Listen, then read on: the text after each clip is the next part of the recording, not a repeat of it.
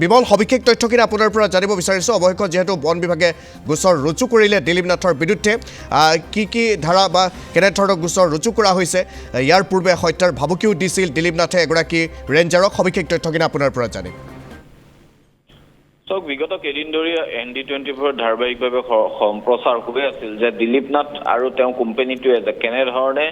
এটা বন বিভাগ আৰক্ষীক এক প্ৰকাৰ টাৰ্গেট কৰি লৈছিল আৰু তাৰ সমান্তৰালকৈ সাংবাদিককো আক্ৰমণ কৰিছিল গোটেই কথাখিনি আমি ধাৰাবাহিকভাৱে সম্প্ৰচাৰ কৰিছিলোঁ তাৰ পিছতে দেখা পোৱা গ'ল এটা ফেচবুক লাইভত দিলীপ নাথৰ পৰিয়ালৰ লোকে ইতিমধ্যে তেওঁৰ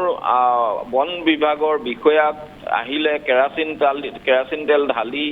জিয়াই জ্বলাই দিয়াৰ ভাবুকি প্ৰদান কৰিছিল তাৰ সমান্তৰালকৈ কাঠসমূহ জব্দ কৰিবলৈ যোৱাটোৱে তেওঁলোকৰ অপৰাধ আৰু সেই অপৰাধত তেওঁলোকে এটা ভয়ংকৰ ভাবুকি হত্যাৰ ভাবুকিৰ দৰে এটা জঘন্য অপৰাধ তেওঁলোকে কৰিছে কিন্তু সেই লগতে এইটো কথাও ক'ব লাগিব যে যিটো গেঙে আচলতে আমাৰ সাংবাদিক বিমল জ্যোতি নাথক ৰাজপথত দিন দুপৰতে তেওঁলোকে ডেগাৰ উলিয়াই হত্যাৰ চেষ্টা কৰিব পাৰে গতিকে আন্ধাৰৰ সুযোগ লৈ তেনে একাংশ লোকে যে ৰেঞ্জাৰ গৰাকী কোনো ক্ষতি নকৰিব তাৰ কোনো নিশ্চয়তা নাছিল যি কাৰণত অৱশেষত বন বিভাগে সেই ভিডিঅ'টো ভাইৰেল হোৱাৰ পিছতে বন বিভাগে এটা গোচৰ ৰুজু কৰিছে আৰু গোচৰটোত আটাইতকৈ গুৰুত্বপূৰ্ণ প্ৰসংগ হ'ল গোচৰটোৰ ধাৰা ইতিমধ্যে বন সুৰক্ষা আইনৰ অধীনত তেওঁলোকে গোচৰটো ৰুজু কৰাৰ উপৰি তাত কেইবাটাও ক্ৰিমিনেল ছেকশ্যনো কিন্তু তেওঁলোকে সন্নিৱিষ্ট কৰা বুলি আমি জানিব পাৰিছোঁ আৰু সেই ক্ষেত্ৰত যে তেওঁলোকে চোৰাং চেগুন কাঠৰ ব্যৱসায় অবৈধ বালি খনন বন বিষয়াক আক্ৰমণৰ ভাবুকি এনেধৰণৰ বিভিন্ন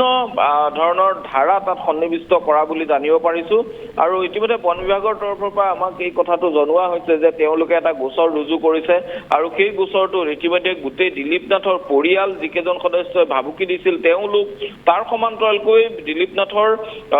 সেই যিটো গেং সেই গেংটো সকলোৱে ইয়াৰ আঁৰত সকলোৰে বিৰুদ্ধে এই অভিযোগবোৰ তেওঁলোকে দাখিল কৰিছে আৰু এই অভিযোগবোৰৰ পিছত এতিয়া তদন্ত কৰিব আৰু তদন্তৰ পিছত প্ৰয়োজন হলে এজনকৈ সকলোকে বন বিভাগে গ্ৰেপ্তাৰো কৰিব পাৰে বা তেওঁলোকে চৌন এৰেষ্টটো কৰিব পাৰে গতিকে এতিয়া তদন্ত আৰম্ভহে হ'ব গোচৰটো পাৰ্থ ৰুজু হোৱা বুলি ইতিমধ্যে বন বিভাগে আমাক জনাইছে গতিকে বাকীখিনি কেনেদৰে হয় কিন্তু সেই কথাটো পৰৱৰ্তী পৰ্যায়ত গম পোৱা যাব এটা কথা কিন্তু স্পষ্ট বন বিভাগে যদি আজি ৰেঞ্জাৰ গৰাকীক সুৰক্ষা নিদিয়ে বা ৰেঞ্জাৰ গৰাকীক প্ৰয়োজনীয় সুৰক্ষা দিয়াৰ ক্ষেত্ৰত যদি বন বিভাগে হেমাহি কৰে কালিলৈ এইজন ৰেঞ্জাৰ নহয় আন কোনো ৰেঞ্জাৰ আহিলেও এইসকলে যে আক্ৰমণ কৰিব বা বন বিভাগৰে যে আক্ৰমণ কৰিব সেই কথাটো এক প্ৰকাৰ নিশ্চিত কিন্তু এই সমগ্ৰ বিষয়টোত যিটো অৰণ্য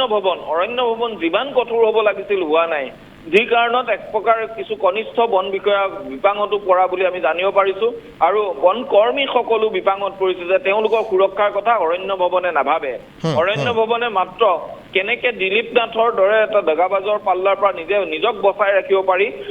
সেই কথাটোহে আচলতে বন বিভাগৰ বৰমূৰীয়া বিষয়াসকলে এই মুহূৰ্তত চিন্তা কৰি আছে যে কাইলৈ দিলীপ নাথে ওলাই আহি আকৌ RTI কৰি আমাক আকৌ হাৰাশাস্তি কৰিব যি কাৰণত তেওঁলোকৰ কনিষ্ঠ বিষয়া জোৱান যি হয় হওক তেওঁলোক নিজে বাচি থাকিব লাগে এই যিটো পদক্ষেপ গ্ৰহণ কৰিছে অৰণ্য ভৱনৰ শীৰ্ষ বিষয়াই যিটোত এক প্ৰকাৰ কনিষ্ঠ বিষয়া জোৱানসকল এক প্ৰকাৰ তেওঁলোক বিতস্ত হৈছে এক প্ৰকাৰ তেওঁলোক বিব্ৰত হৈছে যে কি পদক্ষেপ গ্ৰহণ কৰিব ইয়াক লৈ গতিকে এই বিষয়টো অৰণ্য ভৱনে ভাবি চোৱা উচিত যিটো তেওঁলোকৰ বিভাগৰ মাজৰ ক্ৰন্দল ইতিমধ্যে এক প্ৰকাৰ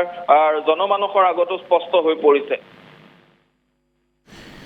ঠিক আছে ধন্যবাদ জ্ঞাপন কৰিছোঁ বিমল ভূষণ মহন্ত সবিশেষ তথ্যখিনি জনোৱাৰ বাবে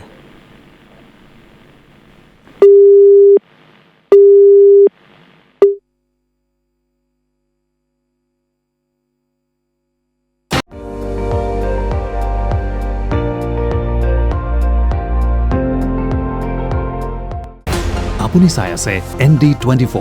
সৰ্বশ্ৰেষ্ঠ নহয় সৰ্বোত্তমৰ দৌৰ